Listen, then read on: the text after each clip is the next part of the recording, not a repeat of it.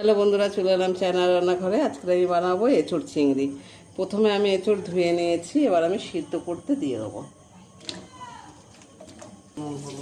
দিয়ে দিচ্ছি 1 চামচ নুন, হলুদ,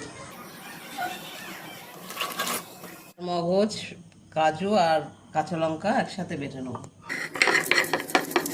সিদ্ধ করে নিয়েছি, এবার আমি একটা পাত্রে ঢেলে নেব। কড়াই গরম হয়ে গেছে, তেল দিয়ে দিলাম। তেল গরম হয়ে গেছে, আমি এবার আলু ভেজে নেবো। হলুদ দিয়ে একটু আর লবণ অল্প। আলু ভাজা হয়ে গেছে, এবার তুলে নিচ্ছি।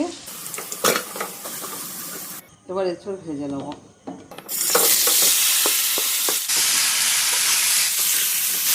হয়ে গেছে, এবার চিংড়ি মাছ ভেজে নেব। মাছ ভাজা হয়ে গেছে, এবার তুলে নিচ্ছি। ওই তেলেই দিয়ে দিচ্ছি তেজপাতা, গোটা গরম মশলা। এবার পেঁয়াজ কুচি দিয়ে দিচ্ছি।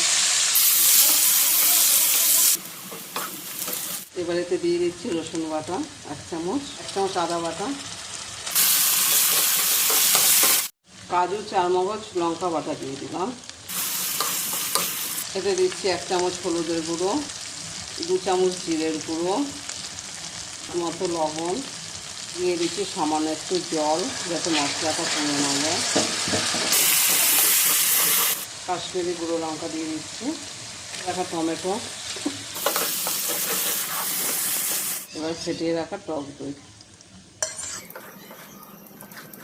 দিয়ে দিচ্ছি 1/2 চামচ চিনি।